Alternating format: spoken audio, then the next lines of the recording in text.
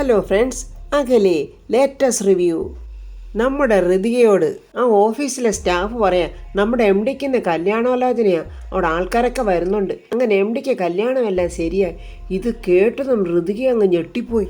അദ്ദേഹത്തിൻ്റെ second marriage എന്നാ പറഞ്ഞു കേട്ടത്. ഋതിക സങ്കടത്തോടെ ഓർക്കുക, ദൈവമേ, അപ്പോൾ രാജുവിന് എന്നോട് സ്നേഹമില്ലേ? അങ്ങനെയാണെങ്കിൽ ആ ലെറ്റർ രാജു വീട്ടിൽ കാണിക്കും. അങ്ങനെ എൻ്റെ ജോലിയും പോകും. ജോലി മാത്രമല്ല, എൻ്റെ മാനവും പോവും. എൻ്റെ ദൈവമേ, ഞാനിനി എന്തു ചെയ്യും? ഞാൻ ആ ഫയലിൽ വെച്ച ലെറ്ററും കൊണ്ട് അമ്പുസ്വാമി പോവുകയും ചെയ്തല്ലോ. എങ്ങനെയെങ്കിലും ആ ലെറ്റർ തിരിച്ചു വാങ്ങണം എന്നും പറഞ്ഞ് ഋതിക ഓടുവാണ് ഓഫീസിൽ നിന്ന്. പെട്ടെന്നൊരു ഓട്ടോറിക്ഷ പിടിച്ചിങ്ങനെ പോകുന്നുണ്ട്. ഋതികയുടെ വെപ്രാളമൊന്നും ആ ഓട്ടോറിക്ഷക്കാരൻ അറിയില്ലല്ലോ. അയ്യോ ചേട്ടാ, ഒന്ന് എളുപ്പം പോ. അപ്പോൾ ഓട്ടോറിക്ഷക്കാരൻ പറയും, കുട്ടി, ഈ ഓട്ടോയ്ക്ക് ഇത്രേ സ്പീഡേ ഉള്ളൂ, ഇത് പോരെങ്കിൽ ഞാൻ വണ്ടി സൈഡിലോട്ട് ഒതുക്കാം, വേറെ ഏതെങ്കിലും വണ്ടി പിടിച്ചങ്ങ് പൊയ്ക്കോ. ചേട്ടാ, അത്യാവശ്യം ആയതുകൊണ്ടല്ലേ എനിക്ക് ആ കാറിൻ്റെ പിന്നാലെ പോകണം, പ്ലീസ് ചേട്ടാ. ഈ സമയം നമ്മുടെ വേണുവേട്ടൻ ആകെ ആശയക്കുഴപ്പത്തില. പഴയ ആ രംഗങ്ങൾ ഓർക്കുക. അവരുടെ ആ പഴയ വീട്ടിലെ സന്തോഷം, ആ വീടിൻ്റെ മുറ്റത്ത് രാജുവിൻ്റെ ബൈക്കിൽ ഋതികയും കൂട്ടി രാജു വന്ന് ഇറങ്ങുന്നതും, അന്ന് രാധമ്മയുടെയും വേണുവേട്ടൻ്റെ ഒരു സന്തോഷം, അതൊക്കെ ഇങ്ങനെ ഓർക്കുവാണ്. ഈ സമയം രാധമ്മ എൻ്റെ പൊന്നോ അടിപൊളി പട്ടുസാരി ആഭരണമൊക്കെ അണിഞ്ഞ് ഇങ്ങനെ താഴോട്ട് ഇറങ്ങി വരുമ്പോൾ വേണുവേട്ടൻ ഇങ്ങനെ ചിന്തിച്ചിരിക്കുന്ന കണ്ടു. രാധമ്മയ്ക്ക് മനസ്സിലായി സംഗതി പെസകാണെന്ന്. അടുത്തോട്ട് വന്നിട്ട് ചോദിക്കുന്നു, വേണുവേട്ടൻ എന്താ ഒരു ടെൻഷൻ? രാധമ്മയുടെ മുഖത്തോട്ട് പോലും നോക്കാതെ നമ്മുടെ വേണുവേട്ടൻ പറയുന്നു, ഒന്നുമില്ലടി. അതെന്താ അങ്ങനെ പറഞ്ഞത്? ഒന്നുമില്ലെന്ന് പറഞ്ഞാൽ എനിക്കറിയില്ലേ വേണുവേട്ടനെ? മുമ്പ് പറഞ്ഞ കാര്യങ്ങൾ ഇങ്ങനെ മനസ്സിലിട്ട് നീട്ടി ഇങ്ങനെ ഇരിക്കുക. വേണുവേട്ടനൊന്ന് ഓർത്ത് നോക്കണം, നമ്മളിപ്പോൾ പഴയ ആൾക്കാരൊന്നും അല്ല. അതെന്താ രാധമ്മേ, നിനക്ക് കൊമ്പ് വല്ലോ മുളച്ചോ? വേണുവേട്ട, നമ്മൾ ദാരിദ്ര്യക്കാരുമല്ല, കോടീശ്വരന്മാരാ. വേണുവേട്ടന് ചെവിക്കുറ്റി നോക്കി ഒന്ന് കൊടുക്കണമെന്നൊക്കെയുണ്ട്. പക്ഷേ വേണുവേട്ടൻ അതിനുള്ള നട്ടല്ലില്ലല്ലോ. വേണുവേട്ടൻ മനസ്സിൽ പറയാം, കാശില്ലാതിരുന്നപ്പോൾ ഉള്ള സ്വസ്ഥതയേക്കാൾ കഷ്ടമാണ് ഇപ്പോൾ കാശുണ്ടായപ്പോൾ. എനിക്ക് മനുഷ്യബന്ധങ്ങൾക്ക് വില കൊടുക്കാതെ ജീവിക്കാൻ പറ്റില്ല. വേണുവേട്ട, ഞാനൊരു കാര്യം പറഞ്ഞേക്കാം. എന്തെങ്കിലും പറയാനുണ്ടെങ്കിൽ അത് മനസ്സിലിട്ട് ഉരുട്ടാതെ എൻ്റെ മുഖത്ത് നോക്കി അങ്ങോട്ട് പറയണം. അതെന്താണെന്ന് നേരിട്ട് പറയാനുള്ള ധൈര്യമില്ലല്ലോ വേണുവേട്ടന്. ഒന്നുമില്ല രാധമ്മേ, എനിക്ക് സമാധാനം വേണമെന്ന് മാത്രമേ ഞാൻ ആഗ്രഹിക്കുന്നുള്ളൂ. അതുകൊണ്ടല്ലേ വേണുവേട്ട ഞാൻ പറഞ്ഞത്, നമുക്കിവിടെ എല്ലാ സൗകര്യങ്ങളും ഉണ്ട്. നമ്മുടെ മകനായിട്ട് നമുക്കതെല്ലാം നേടിത്തന്നു. വേണുവേട്ടൻ നല്ല ഇഷ്ടമുള്ള ആഹാരങ്ങളൊക്കെ കഴിച്ച് ഇഷ്ടമുള്ള കാര്യങ്ങളൊക്കെ ചെയ്ത് ഇവിടെ എവിടെയെങ്കിലും സ്വസ്ഥമായിട്ടങ്ങ് ഇരിക്കേ. ഇവിടുത്തെ ബാക്കി കാര്യങ്ങളൊക്കെ ഞാൻ ഏറ്റെടുത്ത് ചെയ്തോളാം എന്ന് വെച്ചാൽ വേണുവേട്ടനെ ഒരു തുടലിട്ടവിടെ പൂട്ടിയിടും. ഇഷ്ടമുള്ള ആഹാരം കഴിച്ച് അവിടെ കിടന്നോണം. എല്ലാ കാര്യങ്ങളും അധികാരത്തോടെ നോക്കി നടത്തുന്നത് നമ്മുടെ രാധമ്മയായിരിക്കും. എന്തായാലും വേണുവേട്ടന് സത്യം മനസ്സിലായി. പുച്ഛത്തോടെ ചിരിച്ചോണ്ട് വേണുവേട്ടൻ ചോദിക്കുന്നു, അപ്പോൾ ഞാനിവിടെ വെറും ഒരു കാവൽ നായി. ഇവിടുത്തെ സിറ്റ് ഔട്ടിൽ ചെന്ന് കിടന്നാൽ മതി. പരിചയക്കാർ വരുമ്പോൾ ചെറുതായിട്ടൊന്ന് കുരയ്ക്കുന്ന ഒരു ജോലി മാത്രം. അങ്ങനെ അല്ലേടി? എന്നാൽ നീ ഒരു കാര്യം ചെയ്, എൻ്റെ പെടലിക്കൊരു തുടലും കൂടി അങ്ങ് ഇട്ടോടി. എൻ്റെ വേണുവേട്ട, ഇങ്ങനെയൊക്കെ ചോദിക്കേണ്ട വല്ല കാര്യമുണ്ടോ? എഴുന്നേറ്റ് രണ്ട് പെട്ടക്കുറ്റിക്ക് നോക്കി കൊടുത്തിട്ട് മാറി അവിടെ ഒരു മൂലയ്ക്ക് അവളെ ഇരുത്തണ്ടേ? അതൊന്നും ചെയ്യാതെ സമാധാനപ്രാവായിട്ട് പോവുക. ഈ അച്ഛനും മോനും ഇങ്ങനെ സമാധാനപ്രാവായി പോയാൽ ഇവരുടെ ജീവിതം എവിടെ പോയി നിൽക്കും? അയ്യോ വേണുവേട്ട, ഞാൻ പറഞ്ഞതേ, ഇവിടുന്നൊരു വിശേഷം നടക്കാൻ പോവല്ലേ. ഇനി വെറുതെ അത് നമ്മൾ തമ്മിലൊരു അഭിപ്രായ വ്യത്യാസം ഉണ്ടാക്കി അലങ്കോലമാക്കി കെടുത്തണോ? എടി രാധമ്മേ, നിനക്ക് നല്ലതെന്ന് തോന്നുന്ന കാര്യമേ എനിക്ക് നല്ലതാകണമെന്ന് തോന്നണ്ടേ? നിന്റെ ഇഷ്ടവും അഭിപ്രായം ഒന്നും ആയിരിക്കില്ല എൻ്റെത്. ഇതിനെയാണ് നീ മനസ്സിലാക്കിക്കോ പൊരുത്തക്കേടെന്ന് പറയുന്നത്. എടി, ബുദ്ധിമുട്ടുകളും പ്രയാസങ്ങളും ഉള്ള സമയത്ത് ഞാനും നീയും തമ്മിൽ അഭിപ്രായ വ്യത്യാസങ്ങൾ കുറവായിരുന്നു. എന്നാൽ ഇതിപ്പോൾ അല്പം കൂടുതലായിപ്പോയി. വേണുവേട്ടൻ്റെ മനസ്സിൽ ഇപ്പം എന്താണെന്ന് എനിക്ക് നല്ല വ്യക്തമായിട്ട് മനസ്സിലായി. വേണ്ടേ, ഇങ്ങോട്ട് നോക്കിക്കേ, അതൊന്നും ഇനി നടക്കാൻ പോകുന്നില്ല. ആ അധ്യായമൊക്കെ കഴിഞ്ഞു പോയി വേണുവേട്ട. വേണുവേട്ടന് പലതും മറക്കാൻ കഴിഞ്ഞേക്കും. നിങ്ങളൊക്കെ വിശാല മനസ്കരാ. പക്ഷേ ഞാനങ്ങനെയല്ല. ഈ ജന്മത്തെ എനിക്ക് അതൊന്നും മറക്കാൻ പറ്റില്ല. എടീ രാധമ്മേ, മിണ്ടണ്ടെന്ന് പറഞ്ഞില്ലേ? പല പ്രാവശ്യം സംസാരിച്ച് മുഷിയുന്നതിനേക്കാളും നല്ലതേ മിണ്ടാതിരിക്കുന്നതല്ലേ. അപ്പോൾ അംബിക ഏതാണ്ട് മാസ്കും ഒക്കെ അണിഞ്ഞ് 2 ഗ്ലാസ് ജ്യൂസുമായിട്ട് വരുന്നുണ്ട്. നേരത്തെ രാധമ്മയ്ക്ക് മനസ്സിലായല്ലോ അത് അംബികയാണെന്ന്. പക്ഷേ അംബികയ്ക്ക് അതൊന്നും അറിയില്ല. വേണുവേട്ട, അങ്ങോട്ട് നോക്കിക്കേ, ആരാ വരുന്നതെന്ന് മനസ്സിലായോ? അതിവിടുത്തെ പുതിയ ജോലിക്കാരിയല്ലേ? പുതിയ ജോലിക്കാരിയൊക്കെ തന്നെ. പക്ഷേ വേണുവേട്ടൻ ആളെ മനസ്സിലായോ? ഇല്ല, ശരിക്കൊന്ന് നോക്കിക്കേ. വേണുവേട്ടനും ആളിനെ പിടികിട്ടി. ആ, മനസ്സിലായി.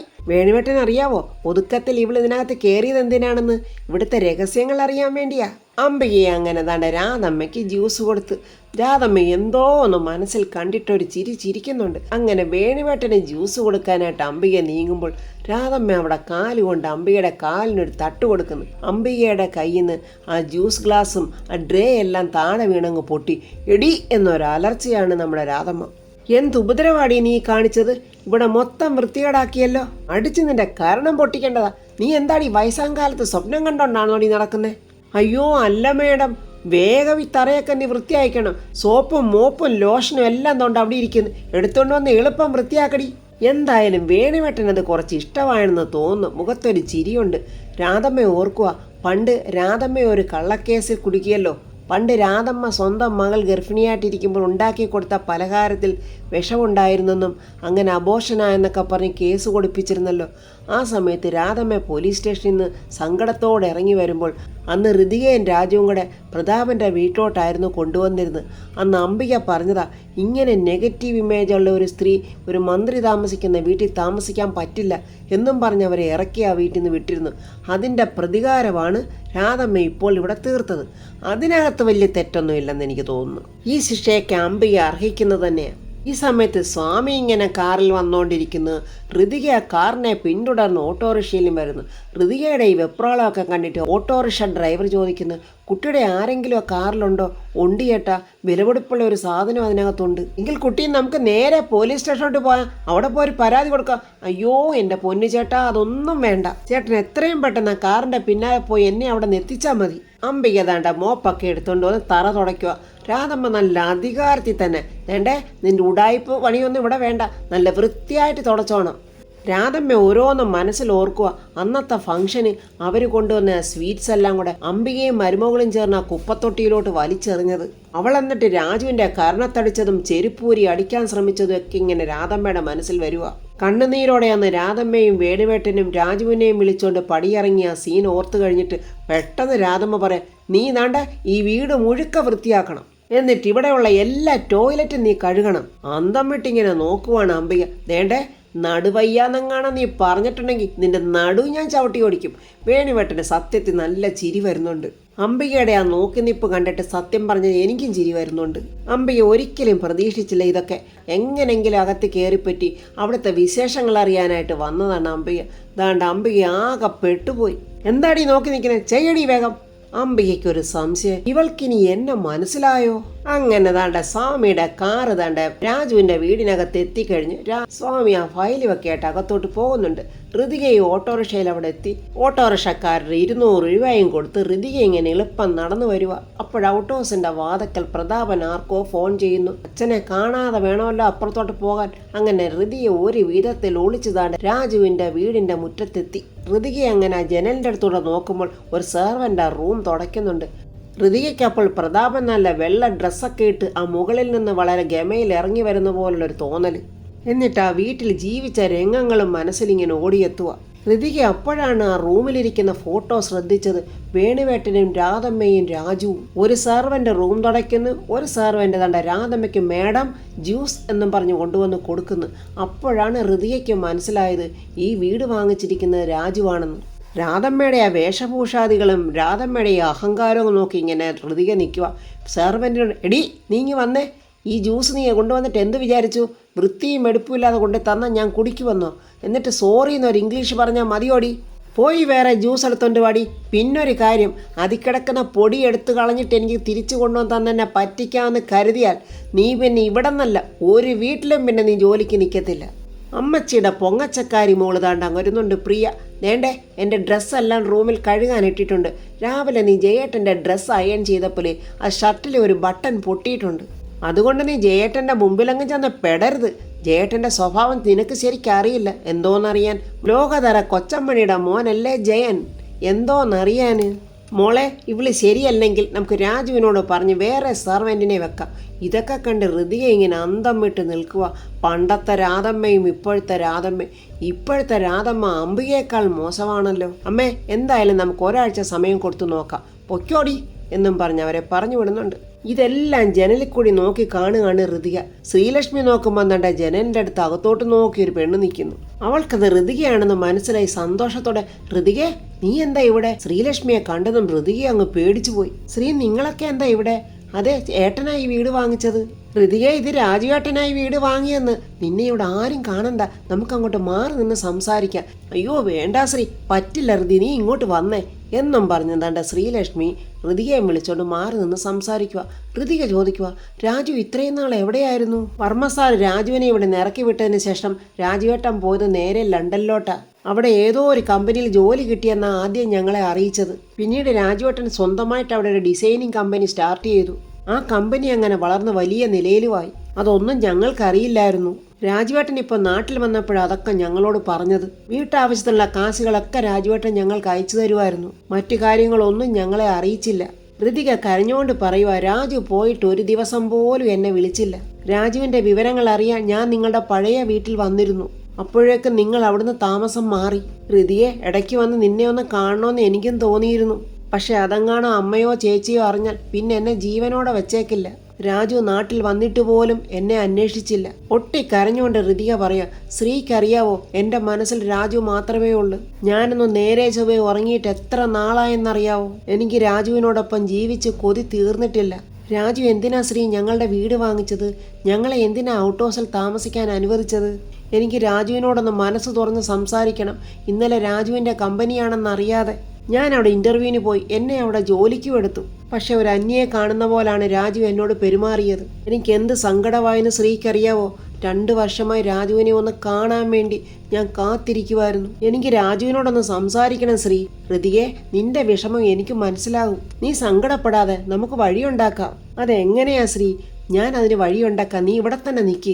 ശ്രീലക്ഷ്മി അകത്തുപോയി ഒരു ക്യാപ്പും ഒരു മാസ്കും കൊണ്ട് ഋതികയുടെ കൈ കൊടുത്തിട്ട് പറയുന്നു, നീ ഇത് ധരിച്ചോ. അയ്യോ വേണ്ട ശ്രീ, പ്രിയേച്ചിയോ രാധമ്മയോ ഇത് കണ്ടുപിടിക്കും, പിന്നെ ആകെ പ്രശ്നമാകും. ഋതിക പെട്ടെന്ന് അവിടെ ഷോൾ എടുത്ത് ഇങ്ങനെ മുഖത്ത് മറച്ച് കെട്ടിയിട്ട്, ഇതെന്തിനാ മുഖത്ത് ഷോള് കെട്ടിയേക്കുന്നതെന്ന് പ്രിയേച്ചിയോ രാധമ്മയോ ചോദിച്ചാൽ, പൊടി അടിക്കുന്നത് എനിക്ക് അലർജിയാണെന്ന് പറയാം. അയ്യോ ഋതിയെ അവരത് വിശ്വസിക്കുമോ? അത് നമുക്ക് നോക്കാം. ഈ സമയം രാജു അവശ കാമുകനെ പോലെ തന്നെ മുറിയിൽ ഇങ്ങനെ ചിന്തിച്ചിരിക്കുക. അന്ന് ഓഫീസിൽ വെച്ച് രാധമ്മ ഋതിയെ പറഞ്ഞ വാക്കുകളൊക്കെ ഇങ്ങനെ ഓർക്കുവാണ്. ഇവളെ എനിക്കിവിടെ വേണം, ഇവളിവിടെ ജോലി ചെയ്യണം എന്നൊക്കെ രാജു ഋതിയോട് ദേഷിച്ച് പറഞ്ഞതൊക്കെ നമ്മളോട് ചെയ്തതിനൊക്കെ ഇവിടെ വെച്ച് ഇവളോട് നമുക്ക് പ്രതികാരം വീട്ടണമമ്മേ. ഋതിയെ തനിയെ എങ്ങനെയെങ്കിലും ഒന്ന് കാണണം, അവളോട് സംസാരിക്കണം. പക്ഷെ ഞാൻ ഇന്നലെ ഋതിയോട് അല്പം റഫായിട്ടാണ് പെരുമാറിയത്. ഞാൻ പറഞ്ഞതൊക്കെ അവളുടെ മനസ്സിൽ ഇപ്പോഴും ഉണ്ടാകുമോ? അവൾക്കിനി എന്നോട് ദേഷ്യമായിരിക്കുമോ? ഋതിക ശ്രീലക്ഷ്മിയോട് ചോദിക്കുന്ന, രാജു എവിടെയാ? അത് നിങ്ങളുടെ ആ പഴയ മുറിയിൽ തന്നെ. പെട്ടെന്ന് മോപ്പും വെള്ളവും ഒക്കെ എടുത്തു കൊടുത്തിട്ട് ശ്രീലക്ഷ്മി പറയുന്നു, നീ നേരെ മുറിയിലോട്ട് പൊയ്ക്കോ. ഈ സമയത്ത് താണ്ടെ ഋതിക ഫയലിൽ വെച്ചിരുന്ന ലെറ്റർ പറന്ന് തറയിലോട്ട് വീഴുന്നുണ്ട്. വീടിനൊക്കെ തുടച്ച് ആകെ വിയർപ്പ് കൊണ്ടേതാണ്ട് അംബിക മുഖത്തെ മാസ്ക് ഒക്കെ ഇങ്ങനെ മാറ്റുക. ശ്രീലക്ഷ്മിയെ കണ്ടതും പെട്ടെന്ന് അംബിക മാസ്ക് അങ്ങിട്ട്. ഋതികയാണെങ്കിൽ അംബികയെ കണ്ടങ്ങ് ഞെട്ടിപ്പോയി.